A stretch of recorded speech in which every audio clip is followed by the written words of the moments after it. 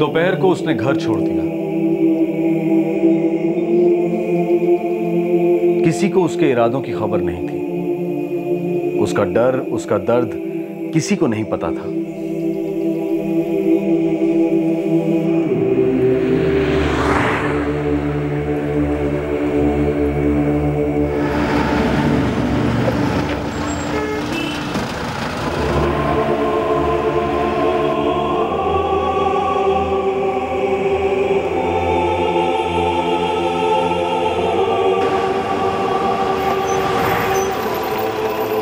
गीता सिर्फ 15 साल की थी और सिर्फ उसे पता था कि वो कहां जा रही थी।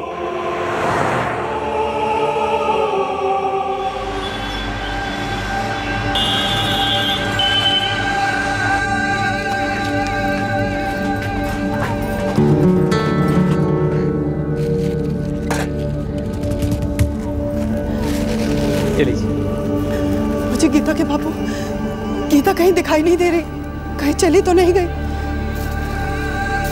ये लड़की हमको जीते जी मार देगी। देखिए, हमारा तो जी घबरा रहा है। पूरा 1 दिन हो गया, हमारी गीता घर नहीं आई। मैं तो पूरा मोहल्ला ढूंढ चुकी हूँ, कुछ तो करिए। 27 सितंबर 2012 को नई दिल्ली के जहांगीरपुरी इलाके में रहने वाली 15 साल की गीता घर छोड़कर चली गई। सब्जी बेचकर पेट पालने वाले माता पिता परेशानी से बेहाल थे। लड़की गायब थी।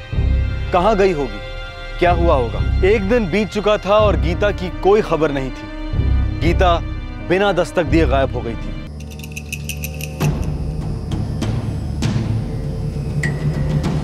कल दोपहर से गायब है साहब। कुछ बोलकर गई थी? कुछ नहीं बोली साहब, बस इतना बोली बाहर टहलने जा रही हूँ, 10-15 मिनट में लौट आऊंगी। ये देखिए साहब, ये बच्ची। ये 15 साल की है? हाँ साहब, बच्ची है, बहुत भोली है बेचारी। कोई दिमागी प्रॉब्लम तो नहीं थी? नहीं साहब, हमारी गीता तो बहुत ठीक ठाक तबीयत वाली बच्ची है। किसी लड़के वड़के का चक्कर? अरे नहीं साहब, मैंने बताया ना, भोली है, इन सब बातों से दूर है अभी।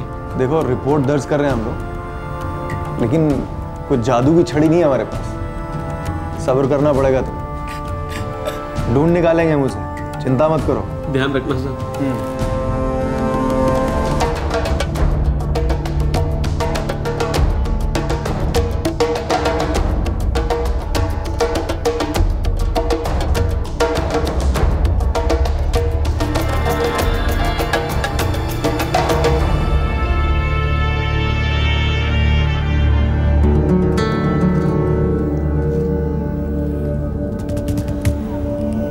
पता नहीं हमारी बिटिया को किसी ने क्या खिला पिला दिया। 2 दिन हुए हैं, लेकिन लगता है 2 साल निकल गए। अलका, पता नहीं हमारी बच्ची कहाँ चली गई, कहाँ होगी, किस हाल में होगी।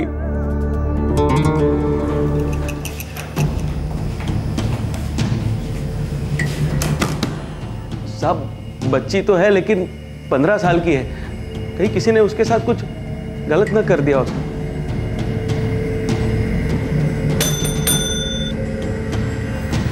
Sir, Dubey, Geeta missing case का क्या हुआ? अभी तक कोई लीड्स आई नहीं।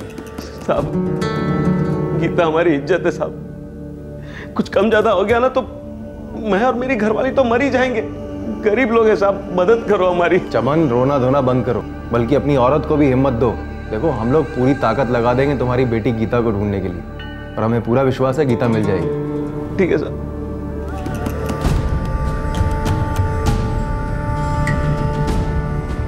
15 साल की उम्र बहुत नाजुक होती है। और आजकल ज़माना इतना फास्ट चल रहा है कि अमीर हो या गरीब, बच्चे वक्त से पहले बड़े हो रहे हैं। सर, मुझे लगता है कि किसी लड़के का चक्कर है, भाग गई होगी उसके साथ।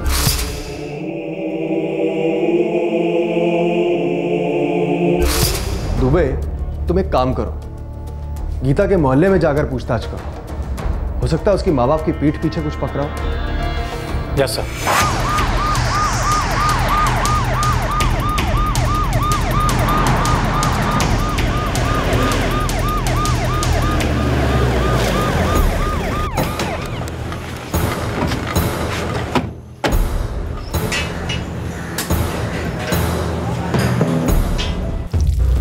हाँ, जानती हूँ साहब।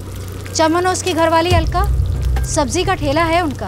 उनकी बेटी गीता 3 दिन से गायब है।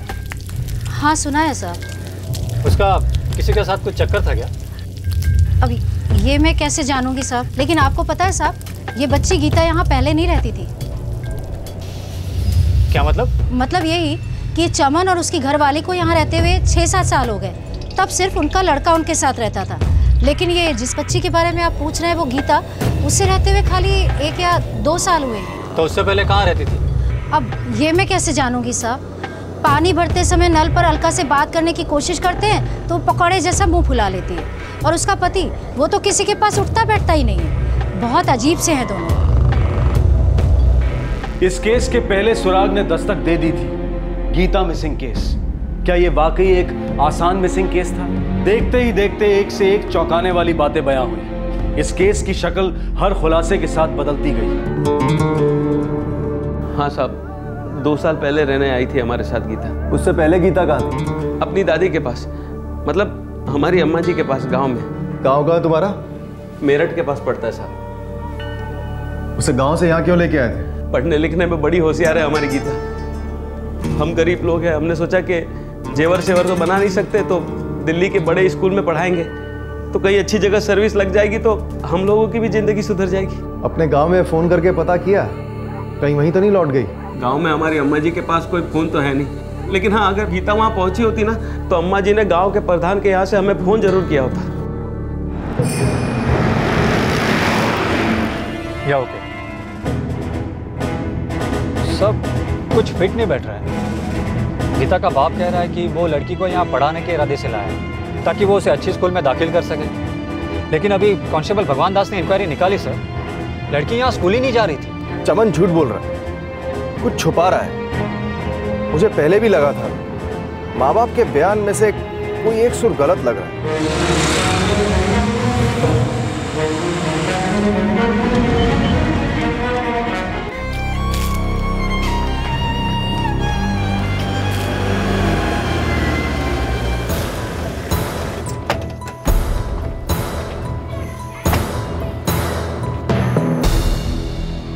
आप ही हैं मंगला देवी, गीता की दादी? जी हाँ। क्या बात है, गीता का नाम क्यों ले रहे हैं? अरे क्या हुआ मेरी गीता को? क्या हुआ गीता को ये तो हमें पता नहीं, लेकिन वहाँ दिल्ली से आपके बेटे चमन के घर से गायब है वो पिछले 3 दिन से। यहाँ तो नहीं आई वो? अरे यहाँ आती तो मैं चमन को बता नहीं देती। क्या हुआ, क्या हुआ मेरी गीता को? नहीं, वो बचपन से आपने ही उसे पाल पोस के बड़ा किया है ना, तो हमें लगा शायद आपके पास लौट आई। चमन को बोला था मैंने, मत ले जाओ उसे, यहाँ अच्छा पढ़ रही थी, खुश थी वो। नहीं माना, ले गया दिल्ली। अरे ऐसा क्या है दिल्ली में मेरे बच्चे? चुप हो जा बेटा, चुप हो जा। अरे ऐसा क्या है दिल्ली में जो इसे वहां लेके जा रहे हो? अम्मा जी, अब ये भी कोई बात हुई? आपने दिल्ली के स्कूल देखे हैं? अरे वहाँ के बच्चे इतना आगे निकल जाते हैं, मतलब वो दुनिया मुट्ठी में कर लेते हैं। कंप्यूटर सब कुछ है वहाँ। कंप्यूटर तो हमारे स्कूल में भी है बापूजी, और हमें यही अच्छा लगता है, दादी के पास। बेटा एक बार तो दिल्ली में रहना शुरू तो कर दे। एक बढ़िया से स्कूल में दाखिला होते ही इतनी होशियार हो जाएगी कि सबको पीछे छोड़ देगी हमारी गीता। लेकिन हम दादी को नहीं छोड़ सकते। देख बेटा, 13 साल रह ली तो अम्मा जी के साथ, कुछ सालों बाद तो तेरा ब्याह भी हो जाएगा, तू अपने घर चली जाएगी, कुछ साल तो अपने अम्मा बाबूजी के साथ गुजार ले। हम माँ बाप हैं तेरे बेटा।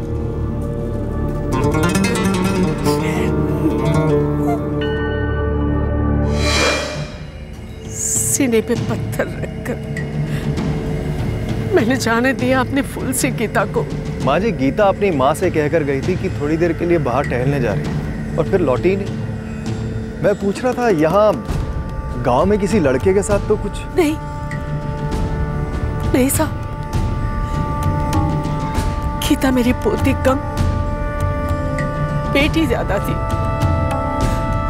अब जब मिलोगे ना तब जानोगे, मेरी बच्ची तो सोना है, सोना। खुद से होके कोई गलत कदम नहीं उठा सकती। दिल्ली इतना बड़ा शहर है, कैसे कैसे लोग होंगे वहां पे, किसी ने कुछ कर दिया होगा। अब ढूंढिए साहब उसे, ढूंढिए मेरी बच्ची को। मेरा जी बहुत घबरा रहा है।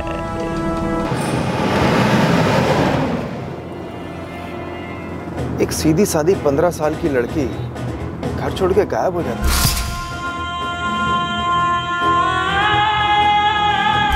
कुछ तो चल रहा है उसके दिमाग में। सर आपने कहा था ना वो चमन गीता का बाप को छुपा रहा है, मुझे भी कुछ ऐसा ही लग रहा है। उस घर में कुछ ना कुछ गर्मा गर्मी जरूर हुई है जिससे वो बच्ची भाग गई।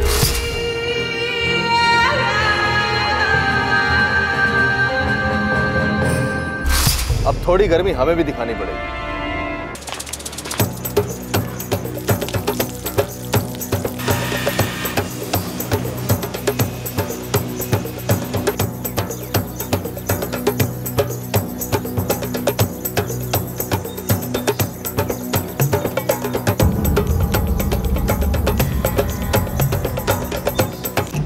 तुम लोगों की दुकान उसी झुग्गी वाले एरिया में है ना जहाँ चमन रहता है? हाँ सर। सारा दिन तुम उसके घर के सामने काम करते हो? हाँ सर। तो ऐसा कैसे हो सकता है कि उस दिन दोपहर को 2 बजे जब गीता घर से निकली है तो तुम में से किसी ने उसे देखा ही नहीं? साहब हम यही सब देखते रहेंगे तो हमारे तो पकौड़े ही जल जाएंगे। साहब आप उस दोपहर की बात कर रहे हो?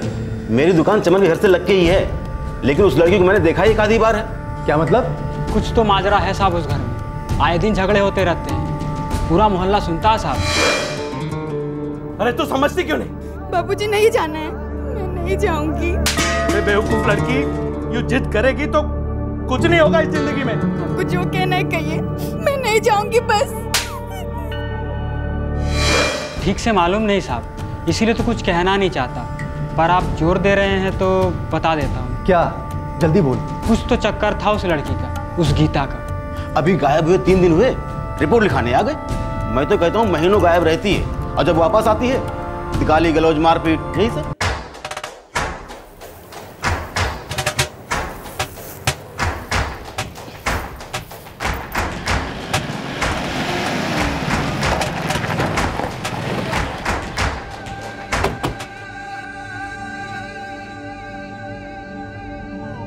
साहब यही टहलने जा रही हूँ, 15 मिनट में आ जाऊंगी, ऐसे ही बोलकर गई थी अपनी माँ को। बोलना अलगा।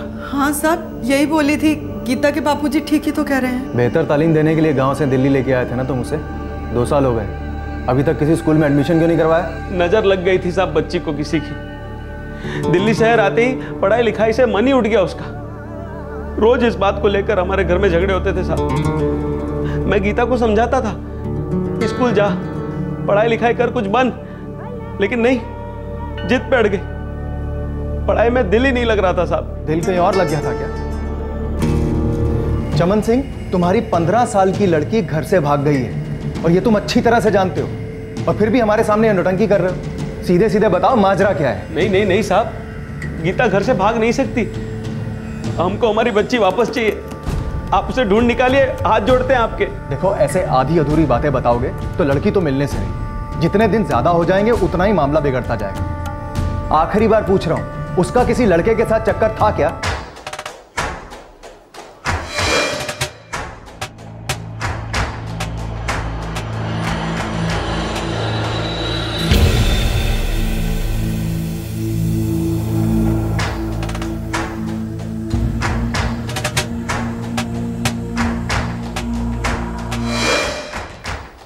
कौन है ये मोहन कुमार?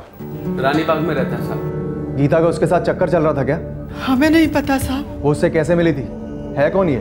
मेरे ठेले पर आता था साहब सब्जियां खरीदने के लिए। भला आदमी लगता था, गीता के साथ हंस बोल लेता था। गीता की भी अच्छी पटती थी उसके साथ, उसके घर भी आती जाती थी साहब। घर? अकेली? नहीं, उसका परिवार था उसके साथ, ऐसा वो बताता था। गीता वहाँ वक्त बिताती थी। इस वक्त कहाँ मिलेगा मोहन कुमार? मालूम नहीं साहब, उसके घर पे तो ताला है और उसका मोबाइल भी बंद है। उसका नंबर दो। हाँ 444। आपके द्वारा डायल किया गया नंबर स्विच ऑफ है।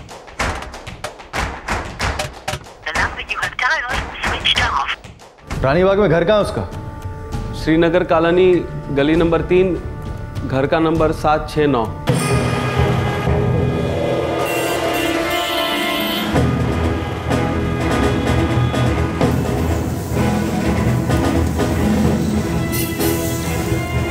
सुरागों की लिस्ट में अब इस मोहन कुमार का नाम जुड़ गया था। इस आदमी का गुमशुदा लड़की गीता के साथ कनेक्शन था, लेकिन यह बात लड़की के माता पिता ने मिसिंग रिपोर्ट दर्ज कराते समय नहीं बताई थी। क्यों? आखिरकार ये मोहन कुमार था कौन और उसका इस केस से, गीता से किस तरह का कनेक्शन था? सब 15 साल की बच्ची को 28 साल के आदमी से इश्क हो गया होगा, घर वालों को पता चल गया होगा, जाहिर है उसे रोका होगा और जिद में बच्ची भाग गई होगी। पॉसिबल है। वैसे सर, मैंने मोहन के सारे कॉल रिकॉर्ड्स मंगवाए हैं।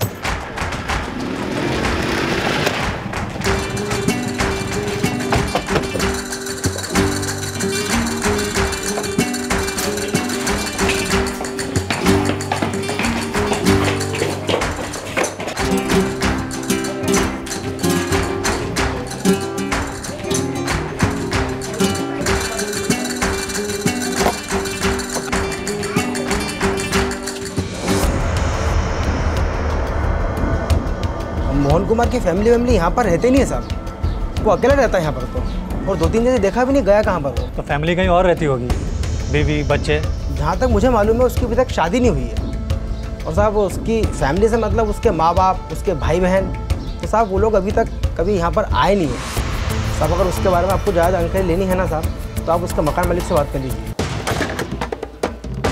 तोड़ दो, अच्छे से पूरे घर की तलाशी लो।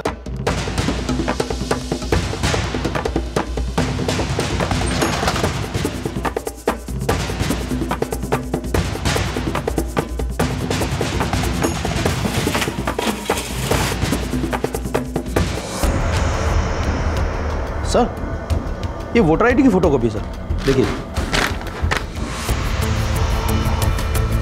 गुड, मकान मालिक को बुलाओ और अपने सारे खबरी काम पर लगा दो। पता लगाओ ये मोहन कुमार की फैमिली अगर है तो है कहाँ। गो। Yes sir. नहीं साहब, हमें पक्का तो नहीं मालूम कि मोहन के माँ बाप उसके साथ रहते थे या नहीं। वाह, तुम तुम्हारी बेटी को उसके वहाँ भेजते थे, वक्त बिताती थी वहाँ, करती क्या थी वहाँ? नहीं साहब, हम तो उसे बहुत रोकते थे और बहुत जिद्दी है गीता, मानती ही नहीं थी। साहब, इसी बात को लेकर रोज हमारे घर में झगड़े होते थे। मैं तो गीता से विनती करता था कि बेटा स्कूल जा, पढ़ाई लिखाई कर, तुझे कुछ बनना है, लेकिन नहीं, शहर की हवा लग गई बच्ची को, पर निकल आया उसके, उड़ गए। ये मोहन कुमार करता क्या है? नहीं साहब, वो ठीक से तो कुछ पता नहीं, लेकिन हाँ कुछ शायद कोई कमीशन वाला धंधा करता। क्या धंधा करता साहब ये तो हमको मालूम नहीं, बस महीने के आखिरी में बिना पूछे ही किराया देता था। कब से रह रहा है यहाँ? अगले महीने 1 साल पूरा हो जाएगा। इसकी फैमिली कहाँ रहती है? फैमिली के बारे में साहब हमको नहीं मालूम, इधर तो वो अकेले ही रहता था। हो सकता है कि फैमिली कहीं और रहती हो। हम तो सिर्फ इतना ही चाहते थे कि पड़ोसियों को तकलीफ ना दे और टाइम पे किराया दे दे। सर, मोहन का सेलफोन अभी भी स्विच ऑफ है, लेकिन उसके फ़ोन रिकॉर्ड्स 1 घंटे के अंदर हमारे पास हों। 28 साल के आदमी ने 15 साल की लड़की को बहकाया, फिर उसे लेके भाग गया। सर, एक बात अजीब लग रही है, लड़की 2 साल से यहाँ है और चमन भी मोहन को जानता है, फिर लड़की ने अभी भाग जाने का फैसला क्यों लिया, या फिर मोहन ने अभी उसे भगा ले जाने की क्यों सोची?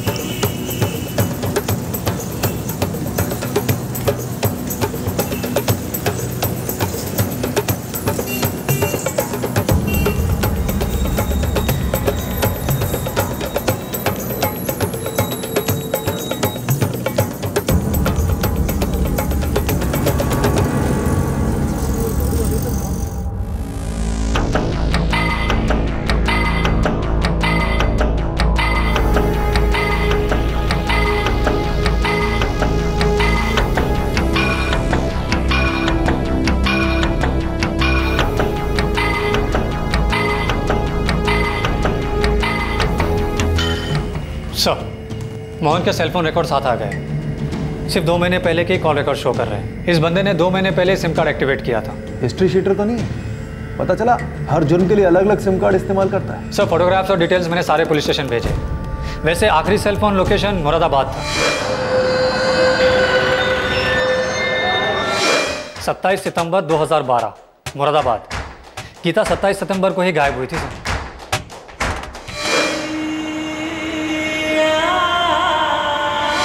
सर उसका आखिरी कॉल मुरादाबाद के एक नंबर को था 44567875।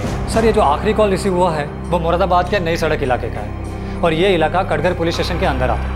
किसका नंबर है? सर कोई मालती नाम की औरत है। कटघर पुलिस स्टेशन वालों को केस की डिटेल दो और नंबर दो, पता लगाओ ये मालती कौन है। सर सुरागों की लिस्ट में एक नया एडिशन, मुरादाबाद की मालती। इससे पहले कि पुलिस को पता चलता कि ये मालती कौन है, मोहन कुमार की ट्रेल पर लगाया गया खबरी एक शॉकिंग न्यूज लेकर आया। साहब आपका शक बिल्कुल ठीक था। ये मोहन कुमार जो है एक नंबर का हिस्ट्री सीटर है साहब। सर 3 या 4 पुलिस स्टेशन डायरीज में मोहन की एंट्रीज है। इस पे चार्जेस क्या हैं? चार्जेस क्या साहब, दलाली करता है औरतों की। मेरठ, मुरादाबाद, जालंधर सब जगह पर बिजनेस है इसका। कहीं ऐसा तो नहीं इसने गीता को भी धंधे पे लगा दिया?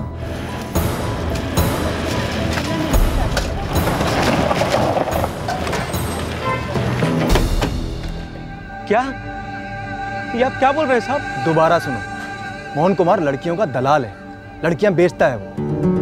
इतने अरसे से तुम्हारी जान पहचान थी उसके साथ, तुम्हें इतना भी नहीं पता कि वो कौन है, कहाँ रहता है, क्या करता है? नहीं साहब, वो तो हमेशा बोलता था कि वो कोई कमीशन वाला काम धंधा करता है, कहीं एजेंट है। मैंने कभी नहीं सोचा था कि वो इस किस्म की दलाली करता है। ये भी संभावना हो सकती है कि उसने तुम्हारी बेटी गीता को अपने प्यार के जाल में इसलिए फंसाया हो ताकि बाद में उसका इस्तेमाल कर सके। ऐसे दलालों की ये चाल होती है, पहले लड़की को फंसाते हैं, फिर घर से भगा के उसे तुरंत बेच देते हैं। अब हमें इतना पता है कि आखिरी बार वो मुरादाबाद में था, शायद तुम्हारी बेटी भी उसके साथ है। हमारी गीता। संभालिए अपने आप को। आपको कुछ अंदाजा है कि वो मुरादाबाद में कहाँ रह सकता है? कोई रिश्तेदार, कभी कोई जिक्र किया हो? नहीं पता साहब, लेकिन आपको पता चले तो मुझे बताना, उस हैवान की जान ले लूंगा मैं।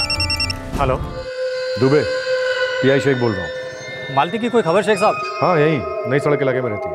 कौन है? चलो चलो बस पोकर की नुमाइश खत्म। अब जिसके पास रोक रहा है वो अपनी अपनी नारकली चुन लो, काम पे लग जाओ। और बाकी की टीचर पार्टी राम राम अलविदा।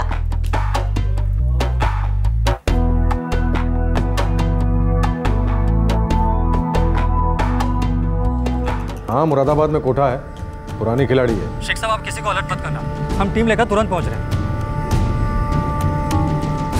सर मालती का पता चल गया, वो मुरादाबाद में कोठा चलाती है।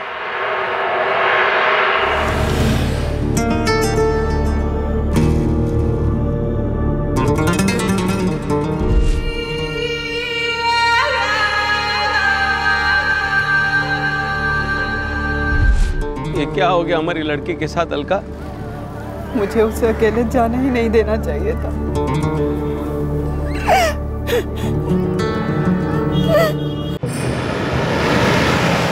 काफी टाइम से औरत कोठा चला रही है सर। हम उसे बिना वार्निंग के धर लेंगे, बिल्कुल सरप्राइज रेड। अगर वो पुरानी खिलाड़ी है तो अपने आप को बचाने के सारे तरीके जानती है, खासतौर पे तब जब उसे पता चलेगा कि हम गीता की तलाश में हैं।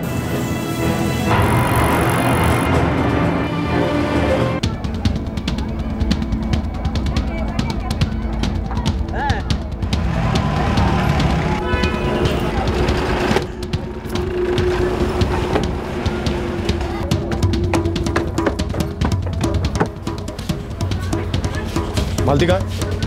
वो वहाँ उस कमरे में है।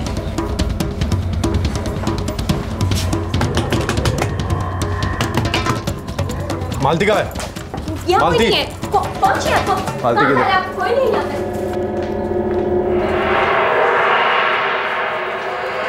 मालती, मोहन कहाँ है?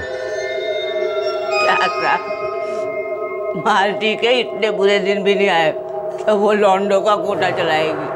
मोहन मैं नहीं रखती साहब, यहाँ तो ये शीला कितनी चमेलियाँ मिलती हैं। मैं मोहन को नहीं जानती। मालती तुम अपने खास दलाल को नहीं जानती जो तुम्हें लड़कियां सप्लाई करता है? बूचड़ खाने में मैं सिर्फ गोश्त देखने जाती हूँ, कसाई कौन है क्या फर्क पड़ता है। आज ये कल वो। माल एकदम चोखा होना चाहिए, ताजा। अरे मेरा घर, मेरी इज्जत, उसी को दांव पे लगा रहे हो तुम, हैं? बुजुर्ग हो तुम। बुजुर्ग हो इसीलिए इज्जत से पूछ रहा हूँ, सच बोलो। किस लड़की को ढूंढ रहे हैं हम लोग? नाम है गीता, उम्र 15 साल। कहाँ छुपा के रखा है इस बच्ची को? ये लड़की अगर मेरे पास आई होती ना तो मैं इसे दुगने दामों पे खरीद लेती। तो मैंने इसे आज तक देखा ही नहीं। अरे दिल नहीं माने तो आप पूरा कोटा खोद के देख लो, आई नहीं तो मिलेगी कहाँ से?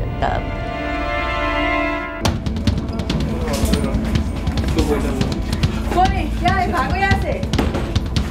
क्या हुआ मैडम?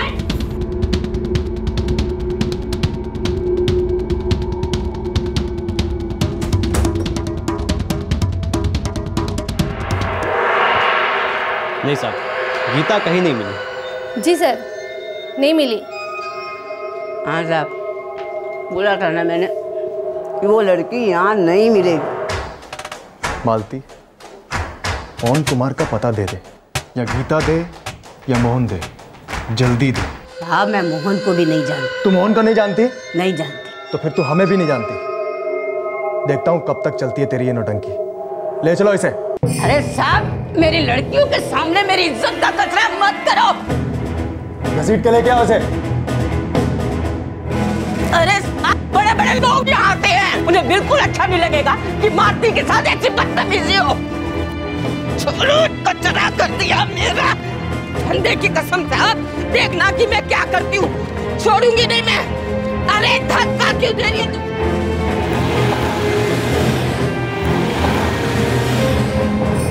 27 सितंबर को तुम्हारी बात हुई मोहन से मोबाइल पे।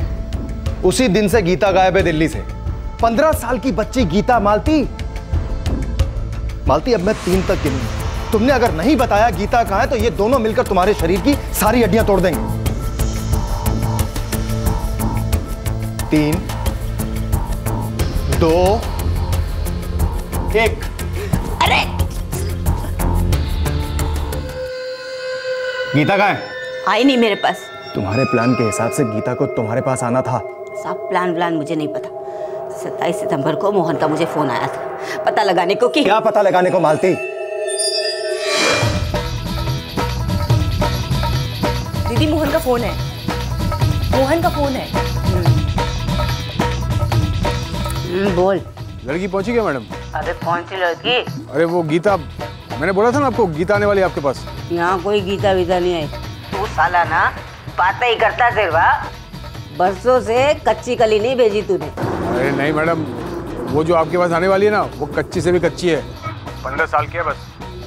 पक्का आपके पास नहीं है क्या? अबे नहीं पहुंची, और धंधे के टाइम में फोकट में मेरा मूड अप मत कर। जब बोल दिया नहीं पहुंची तो नहीं पहुंची। हाँ वो सामने वाली को बोल जरा अच्छे से डांस कर।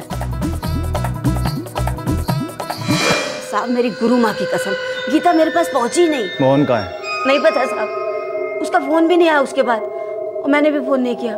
सच कहूँ साहब, मुझे पता होता है ये लड़की के इतने लफड़े हैं तो मैं उसकी नथ उतरवाती, सीधा आपके पास ना लेके आती। समझदार हो ना आप भी तो। एक लड़की के लफड़े की वजह से मैं अपना बना बनाया धंधा बिगाड़ दूंगी। ले जाओ इन्हें और मोहन के मिलने तक यहीं रखो। अरे साहब, सब कुछ तो ईमानदारी से बता दिया, अब मुझे क्यों रखा जा रहा है? सर इतना तो पक्का है कि गीता को इस लाइन में धकेला जा रहा है। अगर ये गीता मालती के कोठे पे नहीं पहुंची तो गई कहाँ? मुझे लगता है बच्ची को किसी दूसरे कोठे पे भेज दिया गया है, किसी दूसरे शहर में शायद। मतलब सप्लाई की इस चेन में मोहन और मालती के बीच की किसी कड़ी ने इसे कहीं और भेज दिया है। सर ये मोहन हाथ लग जाता ना तो काफी कुछ पता चल जाता। और मोहन तो अब तक हमारे रडार में भी नहीं है। मुझे लगता है कि हमें उस पूरी चेन को रडार में लेना होगा, तभी उस लड़की का पता लग पाएगा। और हमें ये सब बहुत जल्दी करना होगा, कहीं इस बच्ची को कुछ हो ना जाए।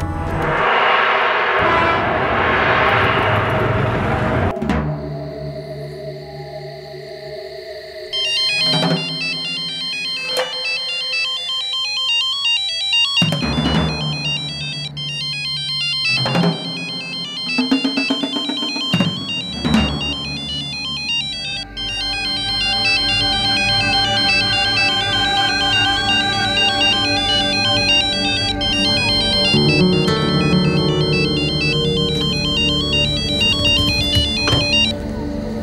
हेलो चमन, मोहन बोल रहा हूँ।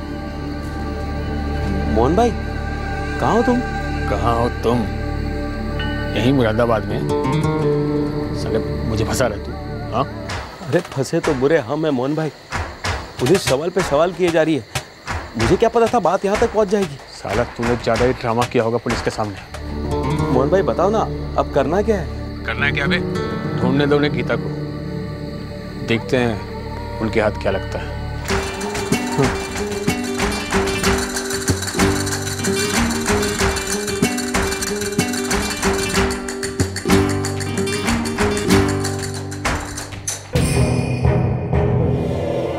इस मोहन ने गीता को अपनी बातों में फंसाया होगा और फिर उसे मुरादाबाद भेजा होगा अपने किसी हैंडलर के पास। लेकिन वो मुरादाबाद पहुंची ही नहीं। हैंडलर ने धोखा दिया मोहन को। उसने बीच रास्ते में ही लड़की को किसी को भेज दिया होगा। ये हो सकता है सर, ये हैंडलर्स और दलालों के बीच में चलते रहते हैं। तो हमें इस हैंडलर को निशाने पे लेना चाहिए। ये खुलासा कर पाएगा कि गीता कहाँ है। क्या साहब, जो कुछ था सब कुछ तो बता दिया ना, गरीब की जान लोगे क्या? आज तक तुमने जितने दलालों के साथ काम किया, मुझे हर दल्ले का नाम, नंबर और एड्रेस चाहिए। अरे साहब, अगर मेरे किसी भी एजेंट के हाथ में ये लड़की लगी होती ना, तो सबसे पहले मेरे सामने ही पेश की होती, किसी और को नहीं बेची होती। इतनी जुर्रत कोई नहीं कर सकता मेरे साथ। उस्मान, रोहित, कादिर, गिरीश, असलम,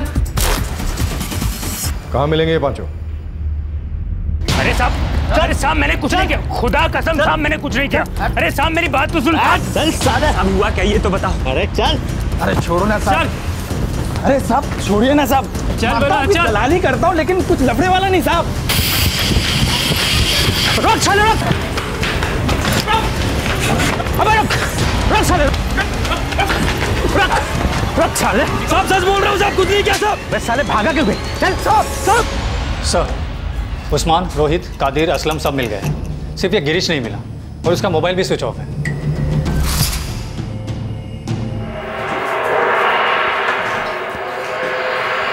हाँ सर, यकीन करो ऐसी कोई लड़की हमारे पास नहीं आई। दिल्ली वाले मोहन से तो महीनों से बात नहीं है हमारी साहब। हमारे बिजनेस का उसूल है, एक बार एजेंट ने माल पर मोहर लगा दी मतलब लगा दी, उसे बीच में कोई गुल नहीं कर सकता है। साले असूलों के बच्चे, छोटी छोटी मासूम लड़कियों को धोखा देते हो और आपस में एक दूसरे को धोखा नहीं दोगे, क्यों? और क्या क्या होता तुम्हारे असूलों वाले धंधों में? लड़की गायब कैसे हो गई? सब मोहन की उस लड़की के साथ जबरदस्त लड़ाई हुई होगी साहब। सब मार डाला होगा उसे, आपको गुमराह करने के लिए हम लोग का नाम बता दिया। गिरीश का है? अल्लाह कसम साहब नहीं मालूम। देखो मुझे गिरीश चाहिए। साहब वाकई में नहीं मालूम। गिरीश के लिए हम लोग क्यों अपनी जान खतरे में डालेंगे? साहब मुरादाबाद में मोहन का खास आदमी है गिरीश, उसी ने कुछ लफड़ा किया होगा साहब। हमारा अपना नेटवर्क है साहब, अपना एरिया।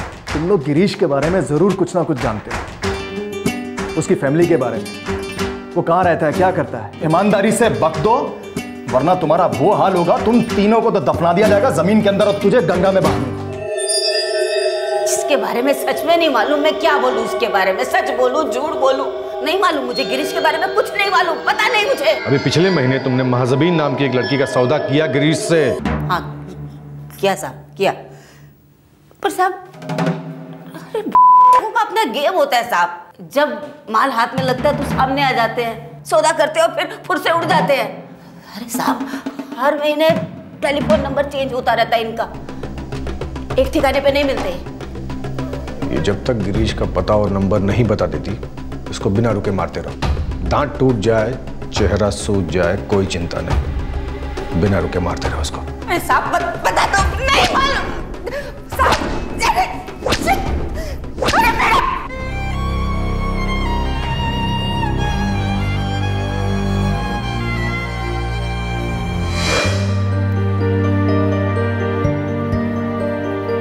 अरे दादी, हाँ तेरे बहुत बाल झड़ रहे हैं, चोटी भी नहीं बनेगी। एक काम कर, टोपी पहनने लग जा। चुप कर रे, बड़ी आई मुझे टोपी पहनाने वाली। पता है तेरे पीछे भाग भाग के ही मेरे सारे बाल झड़ गए हैं। अच्छा? हाँ। मेरे पीछे भाग भाग? अब पूरा तेल लगाऊंगी। ये क्या क्या क्या क्या कर रही है? अरे छोड़। पूरा चिप चिप कर देगी क्या?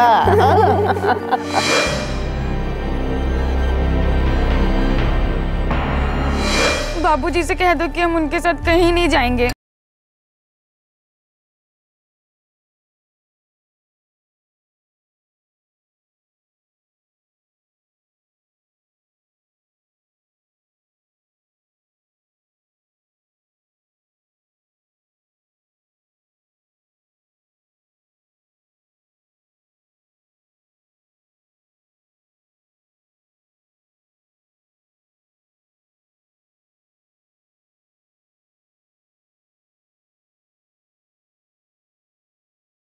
के साथ गुजार ले। हम माँ बाप हैं तेरे बेटा।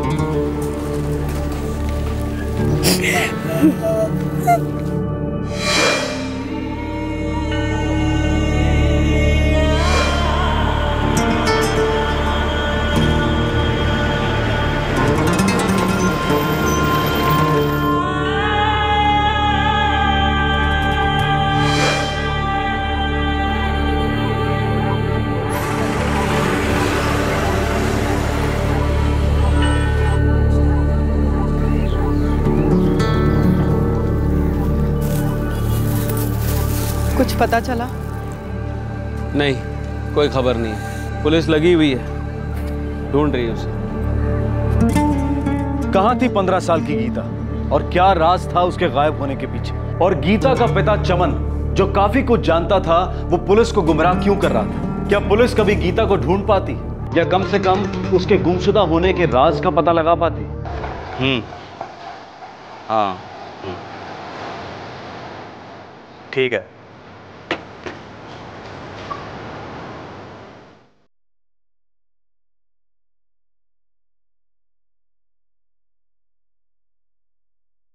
एक बात पक्की है, ये लड़की गीता मुरादाबाद पहुंचे ही नहीं। शायद रास्ते में कुछ हो गया हो।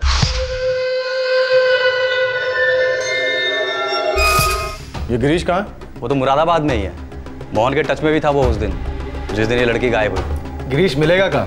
मेरा एक बंदा है, उसके साथ सौदा किया है। आज रात को डील करने आने वाला है उसके साथ। कहाँ? मुरादाबाद मेरठ हाईवे पर एक होटल है, वेलकम। रात को 9 बजे गिरीश वहीं आने वाला है। ये रखो, जाओ। साहब जरा प्यार से, सौदा करने वाला बंदा अपना खास है। चलता है साहब।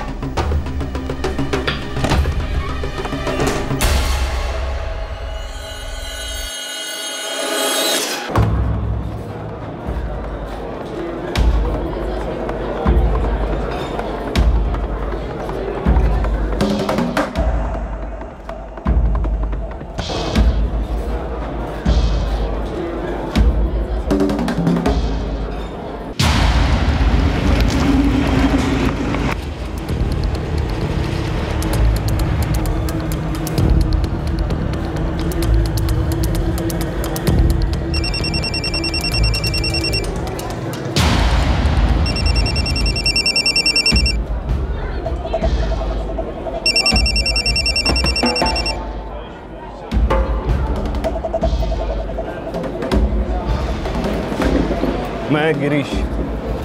रामदीन। लड़कियां कितनी और कहाँ की?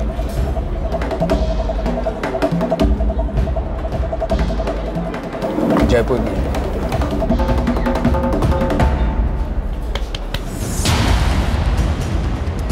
ओए रामदीन, ये सर मैंने कुछ नहीं किया सर मेरी बात तो सुनो सर। अरे सर मैंने कुछ नहीं किया सर, कुछ नहीं किया सर मेरी बात सुनो। सर मुझे नहीं मालूम है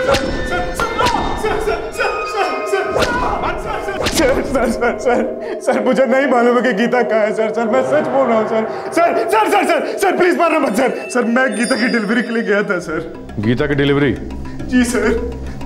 कहाँ ले गया गीता को? सर वो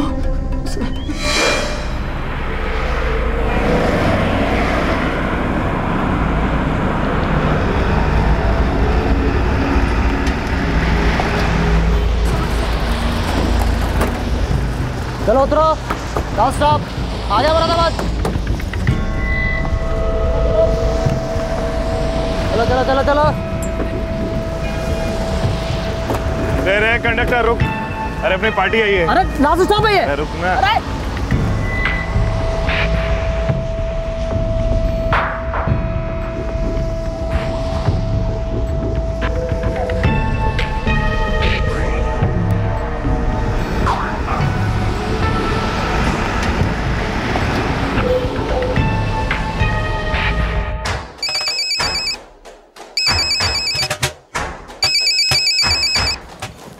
माल मिला? अरे भाई माल पहुंचा ही नहीं है। क्या बकवास मत कर। अरे भाई मैंने पूरी बस छान मारी, लड़की कहीं नहीं मिली। भारत ट्रैवल की बस में आ रही थी और तेरे हिस्से के 7,000 भी थे उसके हाथ में। अरे भाई भारत ट्रैवल्स की गाड़ी यहाँ मुरादाबाद पहुंची, लेकिन गीता उसमें कहीं नहीं थी, ये पक्का है। फिर गई कहाँ पे? भाई मुझे लगता है कि पीछे रास्ते से ही कोई बाजी मार गया। आपने गीता के बारे में किसी से कोई डिस्कस तो नहीं किया था? वे कल के लौंडे मुझे धंधा सिखाएगा तू? हाँ साला। हेलो मोहन भाई। हेलो। यही सच्चाई है सर। सर दिल्ली से मुरादाबाद के बीच में गीता को कोई उड़ा ले गया सर। सर इससे ज्यादा मैं कुछ नहीं जानता सर।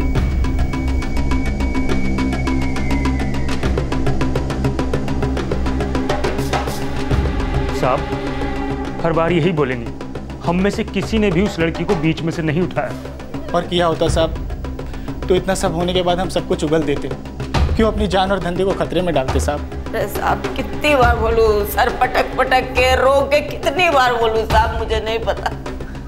वो लड़की नहीं आई मेरे कोठे पे। आप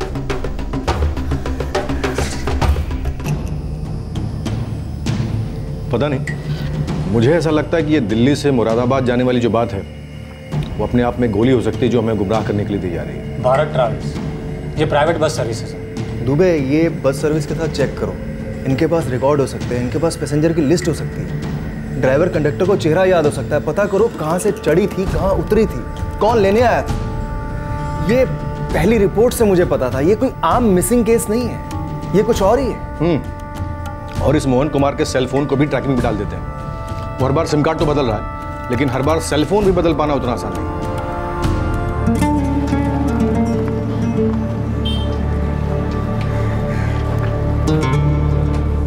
9 अक्टूबर 2012 गीता को गायब हुए 12 दिन बीत चुके थे, लेकिन उसकी कोई खबर नहीं थी, कोई लीड नहीं थी। पुलिस अब गीता के केस को उल्टे पांव इन्वेस्टिगेट कर रही थी, मुरादाबाद से दिल्ली और दिल्ली से उसके घर की दहलीज तक। इस केस में सबसे अहम वांटेड इंसान था लड़कियों का दलाल मोहन कुमार, जो अब तक पुलिस के हाथों से काफी दूर था। इस जिस्म के सौदागर का 15 वर्षीय गीता के पिता के साथ क्या संबंध था? पुलिस को इस बात की भनक तक नहीं थी कि गीता के गायब होने में उसके अपने पिता का हाथ हो सकता है। इस गहरे राज को खुलने में बहुत वक्त और मेहनत लगने वाली थी।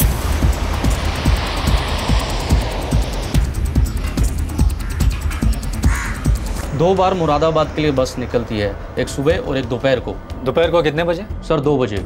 कहाँ कहाँ रुकती है? सर यानी स्टार्टिंग पॉइंट तो ये हाईवे के बस स्टॉप से है। जहांगीरपुरी में रुकती है? हाँ सर, वहाँ पे भी हमारा स्टॉप है। 27 सितंबर 2012 के दोपहर की बस की बात कर रहा हूँ सहानी जी। ये लड़की आपके बस से मुरादाबाद के लिए रवाना हुई थी। ये मुरादाबाद पहुँची ही नहीं, बीच में से गायब हो गई। हम इसे ढूंढ रहे हैं। इसके लिए तो सर मुझे अपने बस के ड्राइवर और कंडक्टर को बुलाना होगा। यस सर, इस फोन का IMEI नंबर मैंने नोट कर लिया है। अब इस फोन को हम ट्रैकिंग पर डालेंगे। और मुझे ये भी बताइएगा कि कहीं आप ही की कंपनी का सिम कार्ड तो इस्तेमाल नहीं हो रहा है। Okay sir. मोहन कुमार के फोन का IMEI नंबर ट्रैक हो गया। मैंने उसके नंबर को यहाँ के 6 और सर्विस प्रोवाइडर्स को दे दिया जो यहीं मुरादाबाद से ऑपरेट करते हैं। शेख साहब, अगर ये मोबाइल ट्रैक होगा तो इस केस की सच्चाई ट्रैक होगी। हाँ सर, ये लड़की जहांगीरपुरी से बैठी तो थी।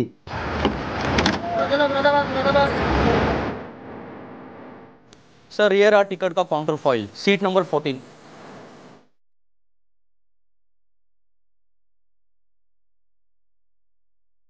बुकिंग दिल्ली से मुरादाबाद तक की थी। लड़की मुरादाबाद नहीं पहुंची, कहीं उतरी थी क्या? सर जी, अगर बीच में कहीं उतरी होगी तो संभल में उतरी होगी, क्योंकि इसके बाद बीच में गाड़ी कहीं रुकती ही नहीं। दिल्ली से संभल और संभल से सीधा मुरादाबाद।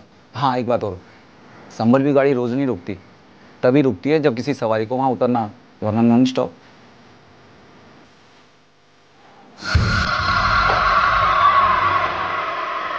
ये संभल मुरादाबाद से लगभग 40 किलोमीटर पहले पड़ता है ना? जी सर। याद करो, ठीक से याद करो, ये लड़की संभल उतरी थी या नहीं?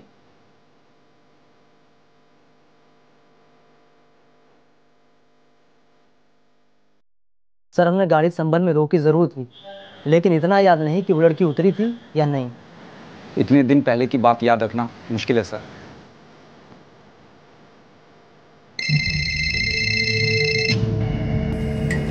हेलो सर वो जो IMEI नंबर आपने दिया था वो हमारा सिम इस्तेमाल कर रहा है। गुड, नंबर बोलो।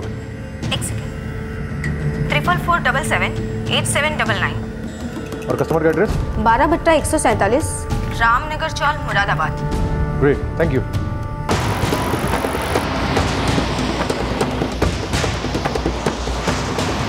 दुबे, हमने मोहन कुमार को ट्रेस कर लिया है। हम उसे हिरासत में लेने के लिए निकल पड़े।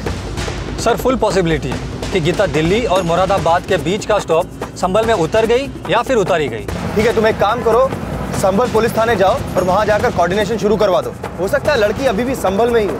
Yes sir.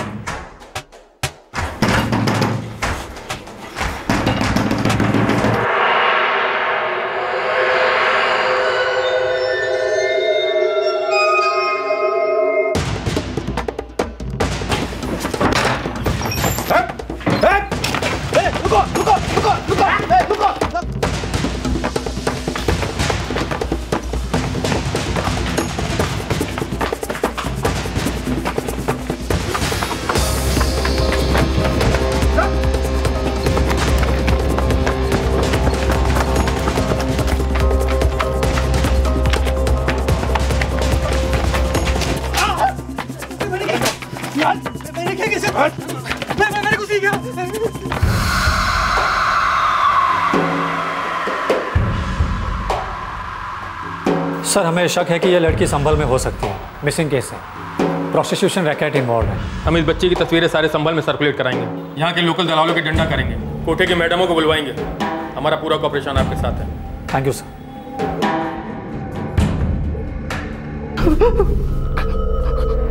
हाँ सर, मैंने लड़की भेजा था लेकिन वो वहाँ पहुँची नहीं सर। मोहन, तूने उसे भेज तो नहीं दिया वन वे टिकट देकर? नहीं साहब, माँ के साथ मैं झूठ नहीं बोल रहा हूँ साहब। मैंने उसके साथ कुछ नहीं किया साहब। मैं तो उसको पागलों की तरह ढूंढ रहा हूँ साहब। क्या कह के भेजा था तूने मुरादाबाद उसे? बता दो। मैं सिर्फ इतना कहा था कि गिरीश उसे लेने आएगा। मैंने उसे 7,000 रुपये दिए थे, बोला गिरीश को दे देना और उसके साथ चले जाना, बस। पूरे 7,000 है। तेरी टिकट आज दोपहर की बस है। मुरादाबाद में गिरीश नाम का मेरा दोस्त तुझे लेने आएगा, उसे 7,000 दे देना और उसके साथ चुपचाप चले जाना। और सुन गीता, ज़्यादा होशियारी दिखाने की कोशिश की तो तेरी खैर नहीं। जा। सर मुझे नहीं मालूम कि वो कहाँ गई, मुरादाबाद पहुँची या नहीं पहुँची, नहीं मालूम सर मुझे। गीता को ये बात पता थी कि तुम उसे किसी के हाथों बेच रहे हो? हाँ उसे पता था। सर इस मोहन ने जितना भी सिम कार्ड यूज़ किया है उसके कॉल रिकॉर्ड हैं सर। 3 अक्टूबर की रात को नए सिम कार्ड से दिल्ली फ़ोन किया गया था। हेलो चमन, मोहन बोल रहा हूँ। ये दिल्ली वाला नंबर किसका है? चमन सिंह, गीता का बाप। गीता का बाप? क्या हुआ साहब? अरे क्या हुआ? क्या हो गया? क्यों रहे? अरे बात क्या है? अरे बताओ तो सही। सब क्या है इन्होंने? बहुत नटंकी देख ली तेरी चमन सिंह। अब सीधे सीधे बता दे माजरा क्या है, वरना तेरी खाल उधेड़ने में मुझे वक्त नहीं लगेगा। पुलिस की तहकीकात सही दिशा में चल पड़ी थी, काफी कुछ सामने आ रहा था। अब सच बहुत दूर नहीं था और यह सच एक शौक था जिसने सभी के रोंगटे खड़े कर दिए। गीता के गायब होने की कहानी 2 साल पहले शुरू हुई थी, जब वो मेरठ के पास के एक गांव में अपनी दादी के आंचल से जबरदस्ती छीन ली गई थी और दिल्ली लाई गई थी। गीता को दिल्ली लाने में उसके पिता चमन सिंह का एक खास मकसद था। मोहन भाई, हाँ, मुझे भी आपके जैसा कोई कमीशन वाला काम दिला दो ना। ये सब्जियां बेचकर तो 2 पैसे भी हाथ नहीं लगते, बहुत बुरा हाल है। बहुत मुश्किल वाला काम है चमन, नहीं कर पाएगा। अरे तो सब्जी बेचकर पेट पालना कौन सा आसान काम है मोहन भाई? दिन भर धूप में तपो, रात को पानी पीकर सो जाओ। यहाँ पे तो परिवार पलता नहीं है। वहाँ गांव में अम्मा जी और बेटी को भी पैसे भेजो। तेरी बेटी भी है? कभी दिखी नहीं यहाँ पर। वो 3 साल की उम्र से गांव में अम्मा जी के पास रखी हुई है। यहाँ बेटे को तो ठीक से पाल नहीं सकता, बेटी की जिम्मेदारी कौन उठाए? चमन, मेरे धंधे में शामिल होना है। मोहन भाई, नेकी और पूछ आप जो बोलो वो करूँगा, बस 4 पैसे हाथ आने चाहिए। बहुत तंगी चल रही है। देख चमन, मुझे कमीशन लड़कियों पर मिलते हैं। मैं समझा नहीं मोहन भाई।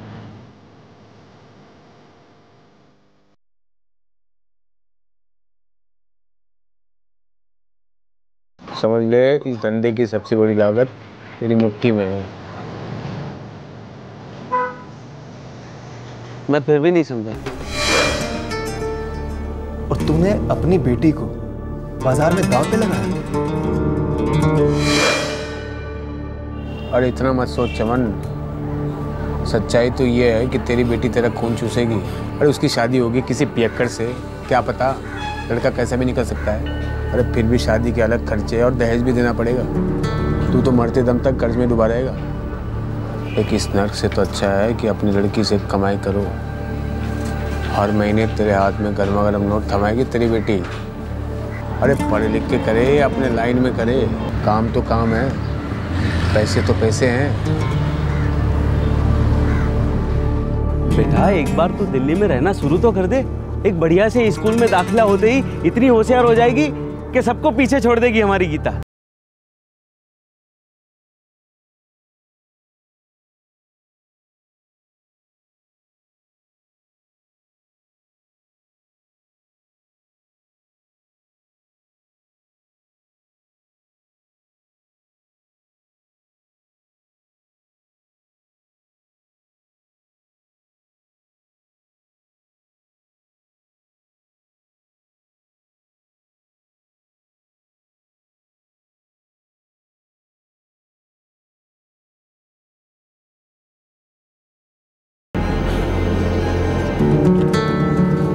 बेटा नमस्ते करो। ये मोहन बाबू है, तुम इनके साथ जाओ।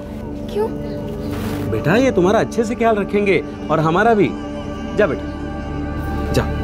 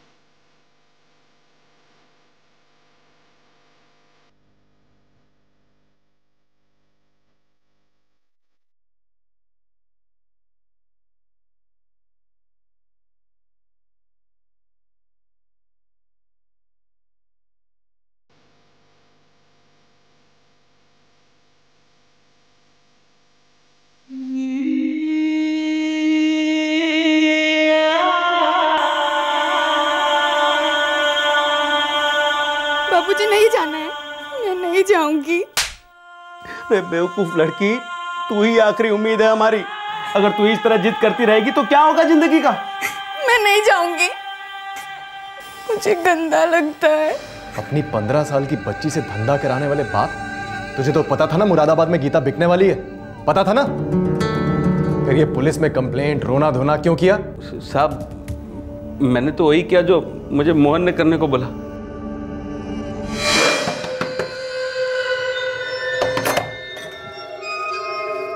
पैसे देने नहीं आए मोहन भाई? वो कैसे पैसे बे? बस तेरी बेटी 7,000 रुपये लेके भाग गई है। ओ मोहन भाई, मैं गरीब हूँ लेकिन बेवकूफ़ नहीं हूँ। मेरी बेटी का मोल जानता हूँ अच्छी तरह से। अच्छी खासी मोटी रकम मिली होगी तुमको उसकी मुरादाबाद में, उसमें से मुझे आधा हिस्सा चाहिए अभी। तेरी लौंडी मुरादाबाद पहुंची नहीं है, 7,000 रुपये लेकर रफा चक्कर हो गई है। तेरी अमानत खा गया, ऊपर से मुझे को बेवकूफ़ बना रहा है। अभी पुलिस के पास जाता हूँ और तेरे पैसे वसूलता हूँ, देख कैसे। अरे चमन, इधर चमन के बच्चे, क्या बोलेगा पुलिस को? क्या बोलेगा पुलिस को कि मैंने अपनी 15 साल की बेटी का धंधा किया, बेचा उसे? पुलिस मुझे पकड़ भी ले, मेरे बाप लोग मुझे बचा लेंगे, तेरा क्या होगा बे? पेटी के दल्ले। तेरा तो एक ही बाप है और वो मैं। दिमाग से काम ले, दोनों खामखा फंस जाएंगे। सुन मेरी बात ध्यान से सुन। पुलिस के पास तो तू जाएगा ही, तू जा पुलिस के पास और जाकर पुलिस को बोल कि तेरी बेटी गुम हो गई है। पुलिस ईमानदारी से उसे ढूंढेगी और तेरे पास लेकर आएगी। फिर हम दोनों मिलकर लगाएंगे उसको 2 थप्पड़, भूखे पेट रखेंगे, फिर लगा देंगे धंधे पे। क्या ये सब ठीक समझा? जा। गीता को तो हम लोग ढूंढ लेंगे, अगर मिल गई तो तुम दोनों अंदर, और अगर नहीं मिली तो भी तुम दोनों अंदर। तुम दोनों का तो दी एंड, या ऐसे या वैसे। 15 साल की गीता वाकई गुमशुदा थी। अब यह बिल्कुल साफ था कि गीता अपने हालात से बच निकलने के लिए भाग गई थी। वो ऐसे घिनौने हालात से भाग गई थी जहां उसके पिता ने खुद उसे धकेला था। पर अब सवाल यह था कि गीता कहां थी, वो भागकर कहां चली गई थी।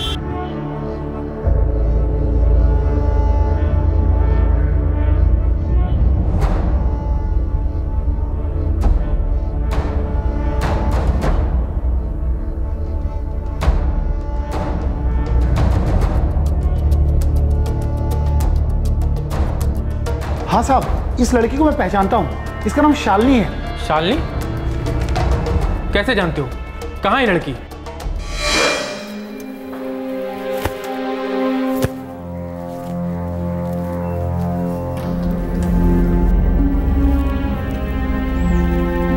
क्या है लड़की? क्या चाहिए? काम चाहिए, जो बोलोगे वो करूँगी। कहाँ से आई है? मेरठ। तो यहाँ पे क्या कर रही है? काम ढूंढ रही हूँ। घर से भाग के आई है? घर है ही नहीं। अच्छा, नाम क्या है तेरा? शालिनी। साहब, बेघर थी तो हमने काम पे रख लिया, तब से हमारे घर पे ही काम करती है। आंगन में सोती है, जो बोलो सो करती है। भली बच्ची है साहब, पर आज ये पोस्टर देखा तो घबरा ही गया साहब।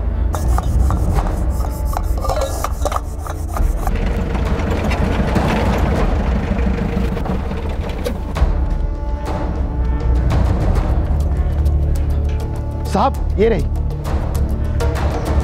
हे लड़की, तू यहाँ शालिनी बन के रह रही है और उधर दिल्ली पुलिस तुझे चारों तरफ ढूंढ रही है। क्या हुआ जी?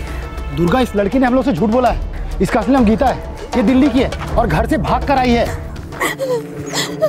भैया, मुझे उस घर में वापस मत भेजो। आप लोग भले ही मेरी जान ले लो, पर मुझे उस घर में वापस मत भेजो। मैं नहीं जाना चाहती उस घर में।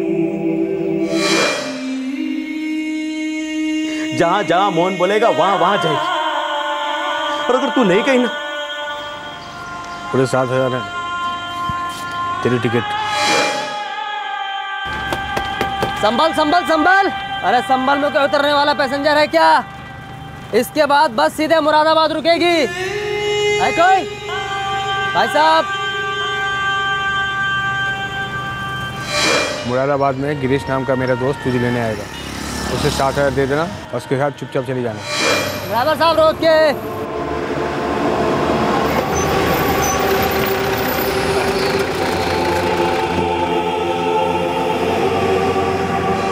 मुझसे वो सवाल नहीं सहा जा रहा था साहब।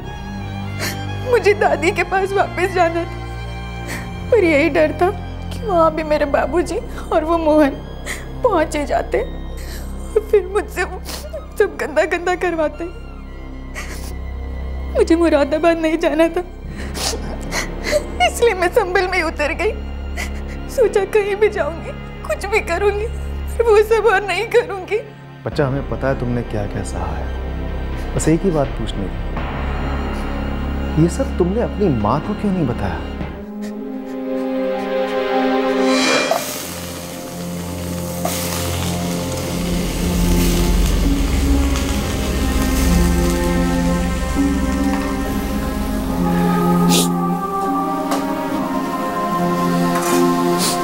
अम्मा, तुमसे कुछ बात करनी है।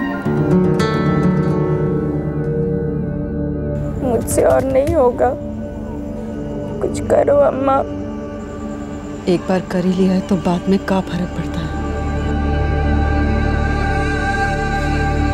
इससे जो 4 पैसे आते हैं उसी से पेट भरता है। तेरे बाबा, तेरे भैया, तेरी अम्मा, तेरी दादी माँ, सबका। समझने की कोशिश कर बेटा, सब्जी का ठेला ठेंगा देता है, ठेंगा। तू काम नहीं करेगी तो सब भूखे मर जाएंगे। और तेरे भाई की पढ़ाई वो तो होने से रही, पैसा तो चाहिए ना, कहाँ से आएगा पैसा? तेरे भाई को पढ़ाकर बड़ा आदमी बनाना है ना।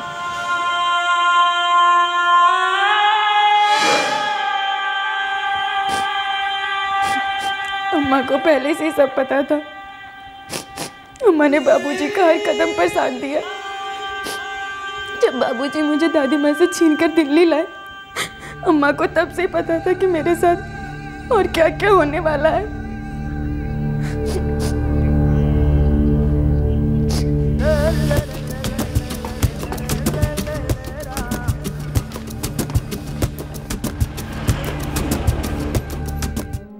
सरकारी संस्था है चाइल्ड वेलफेयर कमेटी, उन्होंने तुम्हारा केस अपने हाथ में ले लिया है।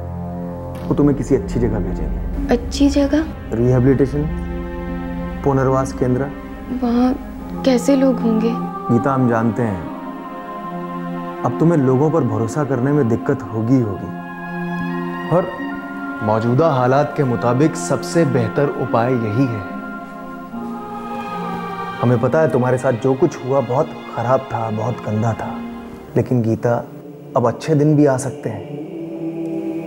धीरज रखना, हिम्मत कभी मत हारना।